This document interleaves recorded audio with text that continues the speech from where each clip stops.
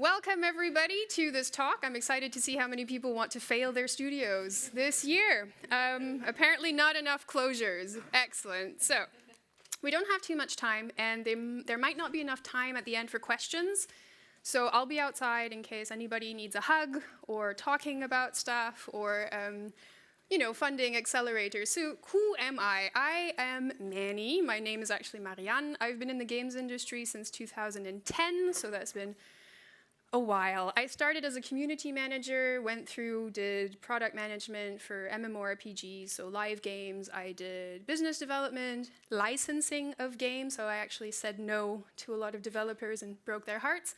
And then I moved on to indie life, where I was a COO at a small indie studio in Hamburg for 7 years. And unfortunately, that studio closed at the beginning of this year, which leads me to being the Accelerator program director at Xsolla. So that's me. I'm also a mom of 3. I think that counts for a lot in a CV, I'm just saying. So 3 kids. Some numbers about the industry at the moment, just so we're kind of aware.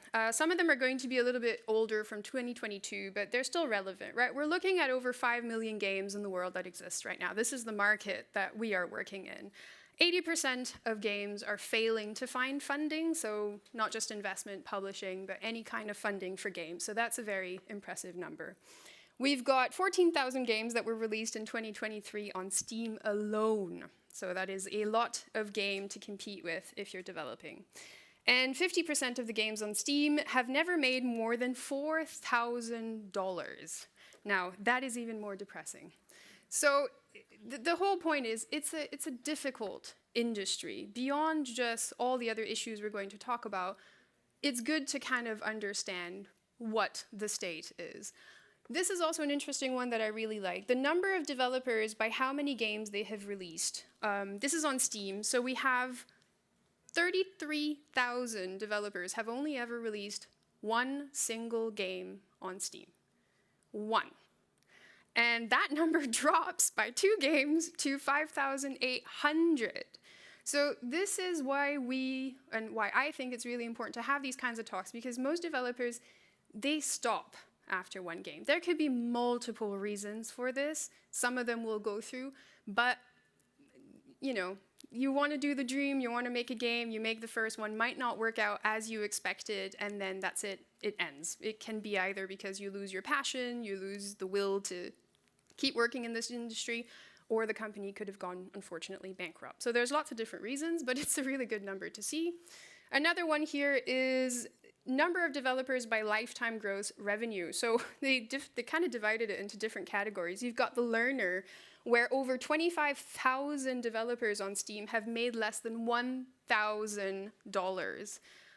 That is depressing in and of itself. So, and you got the success stories, which is 1,622 developers that have made $1 million plus. That is a nice one. That's where we want to go in terms of development. And then number of games released and revenue per game. So this is also interesting to understand for the learner, so the people who are receiving very little money from the game, they by average $294 per game. This is very low, right? If you think about return on investment, what game can you make for $295 that isn't an itch.io game jam weekend fund, right? So it's good to understand what numbers you need to reach, or what numbers on average most people are reaching, so that when you're doing your financial plans, you kind of want to settle yourself for releasing more than 1 game. That's a good start. That means you're actually building a company that develops games. And trying to go for more than $1,000. That would be great. Budget is the killer of all good ideas. So we're going to talk about the number 1 step to failing your studio, which is a bad budget. So what do we mean with budget, right? We're talking in particular here for game budget, so not company budgets, but in particular the projects, so the games that you're going to be developing. It's extremely important to have a realistic budget for your game, not just for when you're pitching to publishers, but it's really important to know what you can afford, who you can afford, what features you can afford. Can you afford 2D? Can you afford 3D? Are you going to be cross-platform? Are you going to be expanding? All of these things, this is going to be informed by your budget. And it's extremely important to have proper salary for yourself and your employees. So make sure that when you're managing the game and so on, that you really are honest as a founder, as somebody who might have employees under you. How much money do they need to live, right? You don't want everybody to live in their parents' basements for the entire development. Or, maybe, but at some point you probably want to move out. It's important also when you do your budgets not to forget about taxes and social insurance. So depending on what country you're in, if you're going to, someone says, I want to have $3,000 a month. Sorry, not a year would be great. No, so $3,000 a month. As an employee, you might need to actually pay a lot more on top for that, right? So when you do your budget, you want to encompass all of those things. Keep in mind all of the extra costs that you're going to have to put through. And if you're a small indie studio, you might not have a CFO, but somebody needs to own this document. You need to have somebody who breathes numbers, who loves to look at Excel sheets or Google spreadsheets, whatever you want to use for this. And they need to use this document and keep updating these documents. So you're also going to build these budgets probably more than once if you develop more than one game. So you want to have templates and work with them. We're going to have some examples in a sec. The 30% buffer for the oh crap moments are really important. In my opinion, there's differing opinions for this. Some people don't want to have the 30% in their budget. I prefer to have it because it's just that extra on top, right? This can be sick days, vacation days, a change of employees. So you want to always try to estimate with a little bit more money for the unforeseeable, so the unknown unknowns, basically. Budgets are not cash flow sheets. Those are two different things. We'll get to cash flow sheets in a sec, but your budgets are just going to be informing you in a broad way, how much money do you have and what does it afford you for your game, for your employees, and so on. And then, keep 3 months runway worth in your back pocket. Now, the runway here, you're usually going to see this in the cash flow. What I mean here is, if you're launching your game at month 10, let's say, there should be another 3 months after that of budget that you're calculating. This will be for potentially working on your new prototype, or this will be for in case that there's lots of bugs, you're going to need to do some QA. So you want to try and keep 3 months, right? If you can keep more than that, that's great. But of your budget, if you're going for like a $500,000 or something, of that $500,000, you want a 3 months runway to just remove it. That's not going to go for game development. This is basically in your back pocket as a bit of a backup. So how do you do a budget? There's lots of different ways. You can start with, okay, what is the bracket I want to pitch in, right? Do I want to pitch $100,000? Do I want to pitch 1 million? Do I want to pitch way more than this? And you can start from that and deconstruct the game based on this. So what, if I want to pitch for $500,000, what game can I make with this? Or you can start the other way. I want to make game X, and I'm going to build up, what do I need to build the game? How many engineers do I need? How many artists do I need? Do I need a producer? Am I going to do this on my own? And so on and so forth. And so one of the sheets that we used at the previous company looked something like this. It's based on time estimate, because time is money, money is time, right? You're going to have a very easy conversion for this. So the way that we did it, we did asset estimate-based budgets. So we would just basically go, you don't know what character you might have in the game. It could be a dog, a person, a cat, who cares? But character number 1, how many days of 3D or tech art are you going to need by estimate, right, in order to build this? You're going to start with very bad numbers. You're not going to be good at this in the beginning. You can go to, devcom talks. You can try to find out on the internet. You can ask ChatGPT. I'm sure loads of ways to do this. The more people in your team that you involve, in my opinion, the better. An artist will know better how long it takes to do something than a producer or an engineer or even just the game director. At some point, you get into it. But we usually did it with the whole team, because there's not real money involved with this. It's just, hey, how much time do you need? So you start with this, and then you go through all the different kind of categories. So I had this in multiple tabs, one tab for all the different, could have been systems, world, and so on. And at the end, you get like 13 days. And I had this already calculated with 30% on top. So if I put a 5 here, there's actually going to be 5 plus 30% in the end calculation. So that was easy. It was just already done for us. And then what you can do, this was kind of the front page of it, you have your daily rate. This is your internal rate, right? Please don't go with these numbers and try to sell yourself. You will not survive in the outsourcing world with these rates. But this is like the internal indie rates for the people.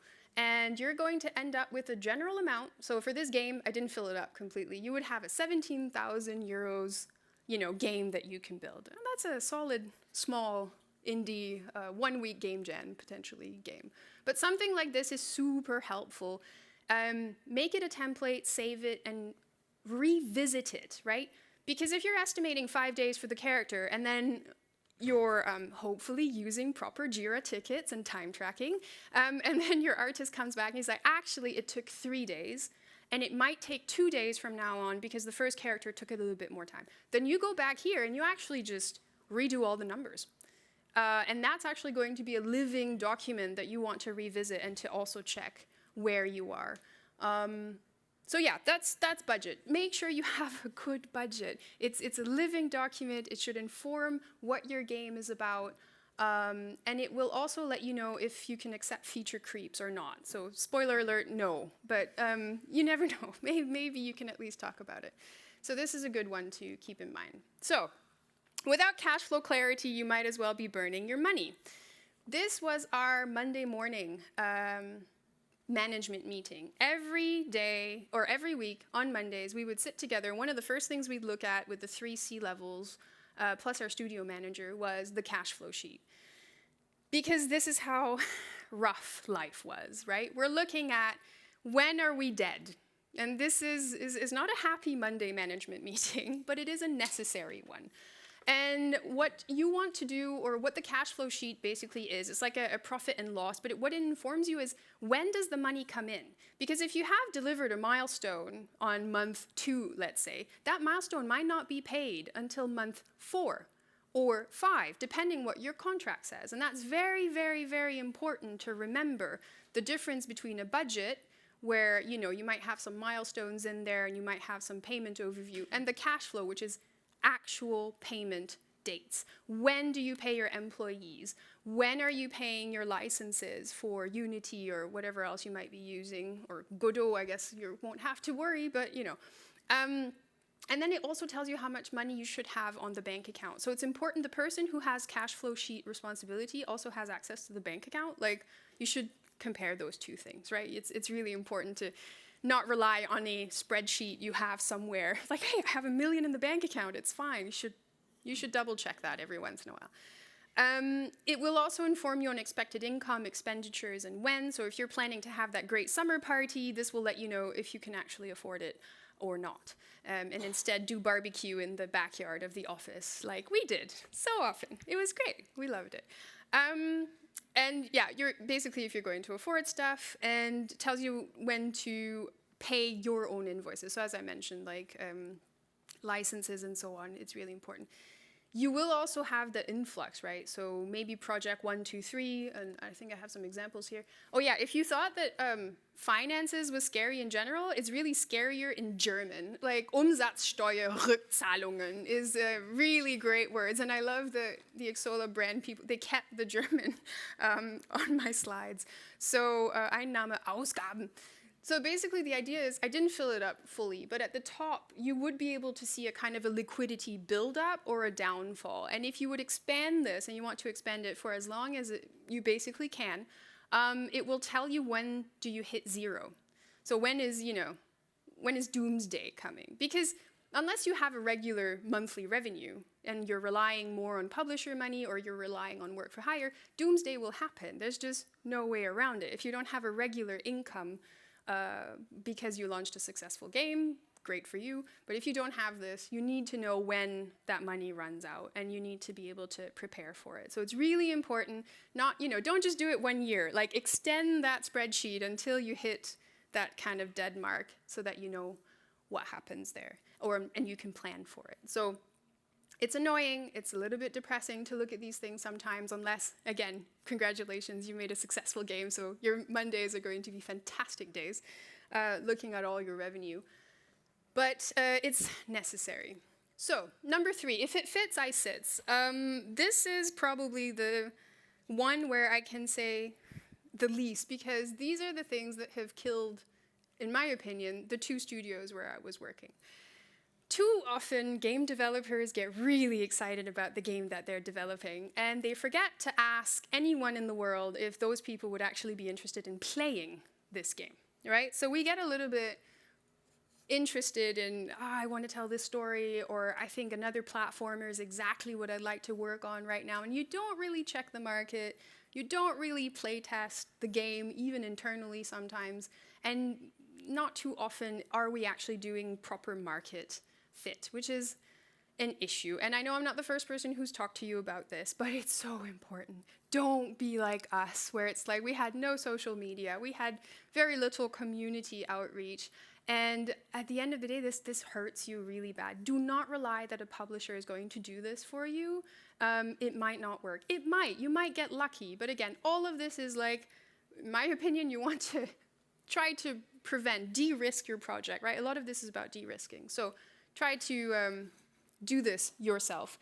Really important about this is this one, play your game from day one. I strongly recommend this is implemented. Even if people say, yeah, but like the story is not there, or the graphics, you don't need graphics to play test a game. A game is not graphics. A game should have a core loop, and that core loop should be testable even on paper prototype. And it's really important that you have a designer or you have somebody at the company that learns how to do this and you can practice. You can do game jams with your team to get more into the habit of completing games and testing it. But we suffered from this. We absolutely suffered from like, yeah, okay, but it's not fun because the music's not there. It's not fun because the voiceovers is not there. It's not fun because the art isn't there yet. That's not what makes a game fun. It makes it maybe more fun, more enjoyable, but it's a game. You know, at the end of the day, you should be able to take some dice and format it in the way that's playable in front of you, no matter what the core mechanics are. So really important for this. If we would have done this, I think life would have gone differently. But here we are, and it's okay. So yeah, did you talk to actual human players? Obviously. Not your friends, by the way. Your friends will not tell you your game doesn't work. I was going to use a completely different word. Don't ask your mom if your game's good, right? Like, go ask people who don't have an emotional attachment to yourself. That's good. So this one is a bit longer. A good business partner complements your skills and handles areas outside your expertise or interests, allowing you to concentrate on what you do best. So we're talking about bad partners. Yeah, this one has definitely killed, maybe not the company itself, but definitely projects. This is something that I will have another talk tomorrow about. We're going to talk about contract clauses. Partners, make sure you have the right partner for you. Do not just take it because they're giving you money. Like, you have no idea the hurt that can come your way if you did not negotiate your contract in your favor, if you did not make sure that the IP of the games you're working on still belong to your company, and.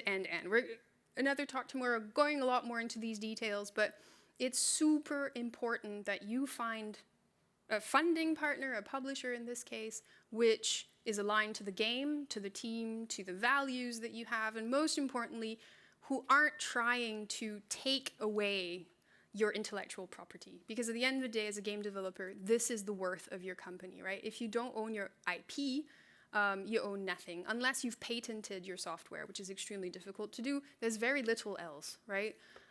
So you want to make sure that this is not just sold to someone. Make sure you read the fine prints, that you understand contracts, and you practice reading these contracts and negotiating with people.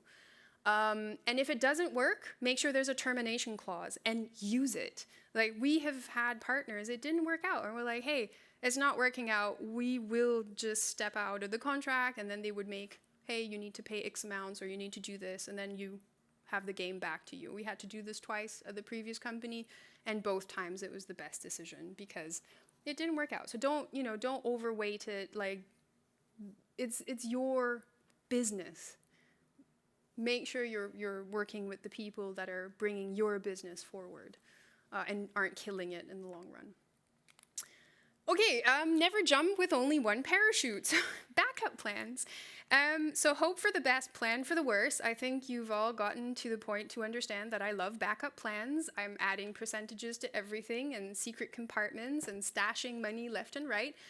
So yeah, you don't only have one cash flow sheet. That's very important. What we would have is a cash flow sheet documents. Then we would have like kind of current or actual, and this would show the current status of the company. Then we would have kind of a plan A, plan B, or disaster plan, or we're all dead. Like the tabs got great names by the end of it. But you want to basically plan for this. So if you're in negotiation, for example, with a potential partner, work for hire or whatever, and they're going to give you 300,000, yeah, you want to put that in your cash flow sheet just to see what would happen. But put it in another tab, right? You call that plan we're successful, and then you put that money in and you try to see when should it come in, how does it work, do I need to hire more people, can I hire more people, do I need to fire people if, for example, project ABCD doesn't happen. So you want to really get to as many backup plans, as many situations and scenarios as your poor mortal soul can take, because again, it can be bringing you down. These are not fun topics to discuss, especially if it's on the negative side of things, but they're extremely crucial.